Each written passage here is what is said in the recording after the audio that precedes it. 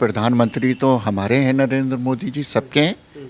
मुसलमानों में पूरे तरीके से विश्वास पैदा हुआ, चाहे ट्रिपल तलाक का मुद्दा हो, चाहे धारा 370 का मुद्दा हो, या राम मंदिर का जो मुद्दा रहा वो खास तौर से मोदी जी से, योगी जी से या बीजेपी से डर के नहीं बल्कि विश्वास के साथ उनके जो काम है उनकी सराहना करता है। दुनिया में रहें या दुनिया छोड़ के जाएं, इससे मुसलमान के ऊपर कोई फर्क नहीं पड़ेगा। नहीं, योगी सरकार ने वहाँ मस्जिद की जगह दे दी है, वो तो बिल्कुल सही बात कह रहे हैं। राम मंदिर वहीं बनेगा जहाँ राम मंदिर था, जहाँ बन रहा है।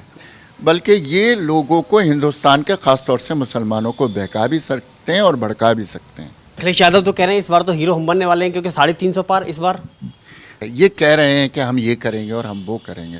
तो जब ये थे तो इन्होंने क्या किया? एक वर्ग विशेष से डराने का काम करते हैं, क्योंकि मुसलमान जो है वो जागरूक हो चुका है, पढ़ा लिखा हो चुका है। जो ये सपना देख रहे हैं, सपने देखने का सबको अधिकार है। लोग सोते में देखते हैं और ये जागते में देख रहे हैं। नमस्कार, मैं हूं केशव मालान और आज हम मौजूद हैं रामपुर शहर। रामपुर शहर भले ही छुरियों के लिए जाना जाता हो, छुरी चाकू के लिए जाना जाता हो, लेकिन इसकी पहचान अगर होती है तो रजा लाइब्रेरी से होती है। सबसे बड़ी बात है कि ये गढ़ सपा नेता आजम खान का रहा। अब हालात क्या हैं वो सभी को पता है, लेकिन सबसे बड़ी बात है कि योगी सरकार में क्या रामपुर का मुसलमान वाकई में डरा हुआ है?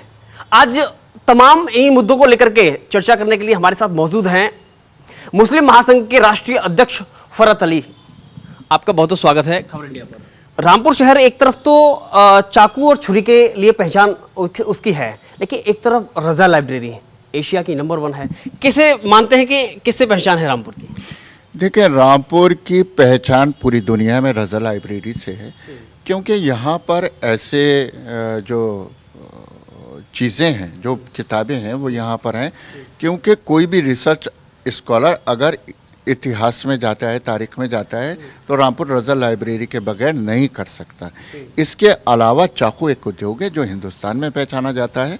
और एक बहुत बड़ी बात आपके चैनल के माध्यम से बताना चाहता हूँ कि पूरे हिंदुस्तान में अगर रामपुर की पहचान है तो यहाँ गांधी समाधि से भी है, क्योंकि राजघाट में गांधी जी की अस्थियाँ जो हैं वो वहाँ पर हैं, तो राजघाट कहते हैं। और गांधी जी की अस्थियां रामपुर में भी हैं, तो पूरे हिंदुस्तान में गांधी समाधि से पहचाना जाता है। लेकिन असली पहचान रजा लाइब्रेरी है। चलिए अब बात करते हैं, क्योंकि एक समय वो भी था कि जब लोग ऐसा कहते थे कि अगर केंद्र में मोदी आता है और प्रदेश में योगी आता है तो कहीं ना कहीं मुस्लिमों के लिए खतरा है। क्या वाकई में आपको लगता है कि इतना लंबा समय हो गया केंद्र में मोदी को और राज्य में योगी को, क्या मुस्लिम यहाँ का डरा हुआ है? देखिए, ऐसा है कि जो माहौल बनता था, राजनीतिक लोग डराया करते थे। क्योंकि हिंदुस्तान जब आज़ाद हुआ और पाकिस्तान लोग चले गए, तो यहाँ पर वोट हासिल करने के लिए चाहे कोई भी राजनीतिक पार्टियाँ रही हों, उन्होंने हमेशा हिंदू मुसलमान किया। तो पहले तो मुसलमानों ने यही माना था कि मोदी जी आ जाएंगे या योगी आ जाएंगे तो हमें ये खतरा होगा। लेकिन उनके कामों ने, जो उन्होंने देश के लिए काम किया, और जो 135 करोड़ की आबादी यानी देश के हर नागरिकों के लिए काम किया, उससे जो मुसलमान थे, भय तो ख़त्म हुआ, साथ में विश्वास भी मुसलमानों का दोनों सरकारों में पैदा हुआ। क्या आप मानते हैं कि एक समय जब वो था कि सबका साथ सबका विकास और उसके बाद आता है सबका विश्वास, क्या मुसलमानों का विश्वास जीतने में भाजपा सफल हुई है? देखिए, भाजपा संगठन है और सरकार मोदी जी है। भाजपा हो सकता है मुसलमानों की पार्टी नहीं हो, वो किसी की भी पार्टी हो, लेकिन हमारे प्रधानमंत्री तो हमारे हैं, नरेंद्र मोदी जी सबके हैं।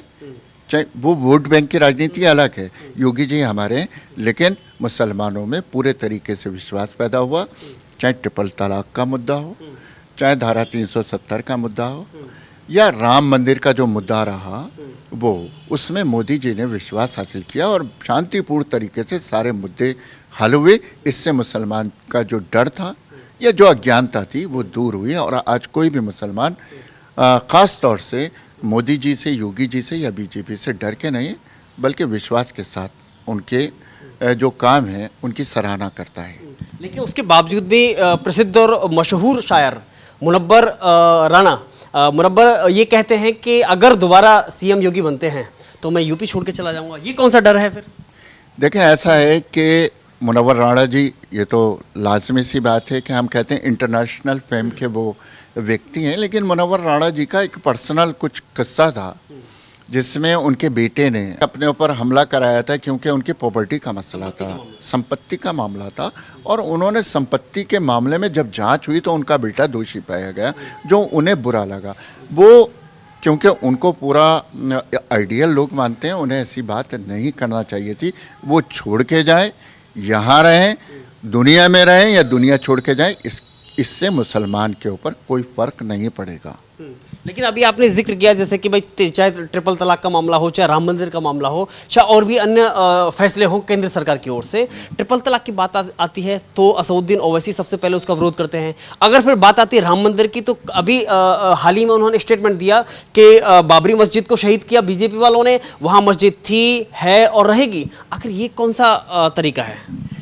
देखिए, मैं जहाँ तक जानता हूँ, क्योंकि आप नेशनल और इंटरनेशनल लेवल की बात कर रहे हैं, तो जैसे वो कह रहे हैं कि वहाँ मस्जिद रहेगी, तो भारतीय जनता पार्टी की सरकार ने, योगी सरकार ने वहाँ मस्जिद की जगह दे दी है। वो तो बिल्कुल सही बात कह रहे हैं। राम मंदिर वहीं बनेगा जहाँ राम मंदिर था, जहाँ बन रहा है, लेकिन मस्जिद भी वहाँ बनेगी। तो ओवैसी जी को तो मोदी जी का आभार व्यक्त करना चाहिए कि जहाँ मंदिर बन रहा है वहाँ मस्जिद भी बन रही है।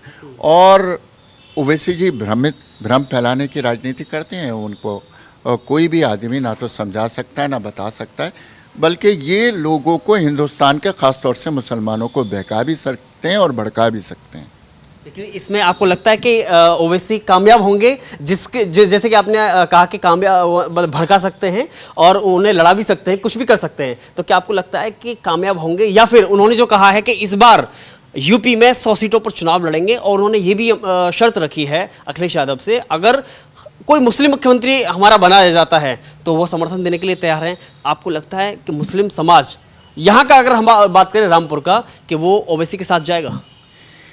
देखें, ओवैसी जी जो राजनीति करते हैं और जो उन्होंने पढ़ा है, मतलब सबसे बड़ी हम बात करते हैं कि जिस मदरसे में पढ़ा, स्कूल में पढ़ा, उनकी इससे इल्मी शख्सियत ज़ाहिर होती है कि उन्हें इस तरीके का इल्म नहीं है। ओवैसी जी हिंदुस्तान में आए, 100 सीटों पे वो लड़ाएंगे और मुसलमान उनके साथ जाएगा? नहीं जाएगा, क्योंकि जो फिल्म होती है वो हीरो पे डिपेंड होती है, कहानी पे डिपेंड होती है। लेकिन उसमें तड़का लगाने के लिए है हम आइटम सॉन्ग डाल देते हैं। लोग तालियां तो बहुत बजाते हैं, देखते भी उसको बहुत हैं, लेकिन कहानी का जो एंड होता है वो हीरो पे होता है। और कहानी में ये आइटम सॉन्ग लेकर अपने आ जाते हैं, जिससे कोई भी मुसलमान इनकी तरफ रुजू नहीं होगा, वक्तिया भीड़ लगा सकता है। तो इस फिल्म का हीरो कौन है और आखिर उस फिल्म की कहानी क्या है? देखिए, इस फिल्म का हीरो है जिसके प्रति सब लोगों को यकीन है। तो जैसा कि अभी आपने कहा, तो इस फिल्म का हीरो कौन है और उस फिल्म की कहानी क्या है? देखिए, इस फिल्म की कहानी है तरक्की, कि कैसे तरक्की, शिक्षा, रोजगार। तो इसकी कहानी ये है और इसका हीरो वो है जो इन सब कामों, इस सब को दूर करेगा, इन सब समस्याओं को। तो ये कहना कि सब फलां हीरो होगा, फलां हीरो होगा, अब ये जनता 2022 में तय करेगी कि हीरो इस कहानी का कौन होगा। और कहानी है तरक्की, उत्तर प्रदेश कैसे तरक्की करे, कैसे शांति से रहे, कैसे उसकी व्यवस्था अच्छी हो, कैसा कारोबार अच्छा हो, कैसा रोजगार अच्छा हो। लेकिन अखिलेश यादव तो कह रहे हैं इस बार तो हीरो हम बनने वाले हैं, क्योंकि 350 पार इस बार। देखें, ये तो बिल्कुल अखिलेश जी जो बात कह रहे हैं वो कोई भी आदमी सोच सकता है। तो ये तो अपनी अपनी सोच है उनकी, और मैं समझता हूँ कि उन्हें सोचना चाहिए, क्योंकि मैदान में है। वो कह रहे हैं, लेकिन किरदार तो कोई और निभा रहे हैं। तो कहने में और किरदार निभाने में, जिसे प्रदेश की जनता ने तय कर रखा है, वो असली किरदार है। ये कह रहे हैं कि हम ये करेंगे और हम वो करेंगे। तो जब ये थे तो इन्होंने क्या किया? सबसे बड़ा सवाल ये आता है, ये मुस्लिम तुष्टीकरण की, और फिर वही बात आ जाती है कि एक वर्ग विशेष से डराने का काम करते हैं, क्योंकि मुसलमान जो है वो जागरूक हो चुका है, पढ़ा लिखा हो चुका है, और सोशल मीडिया के माध्यम से, मीडिया के माध्यम से सब कुछ देख रहा है। इसलिए मुसलमान जो है वो इनकी बातों में नहीं आएगा। जो ये सपना देख रहे हैं, सपने देखने का सबको अधिकार है। लोग सोते में देखते हैं और ये जागते में देख रहे हैं। अंतर बस इतना है। बस अंतर इतना है।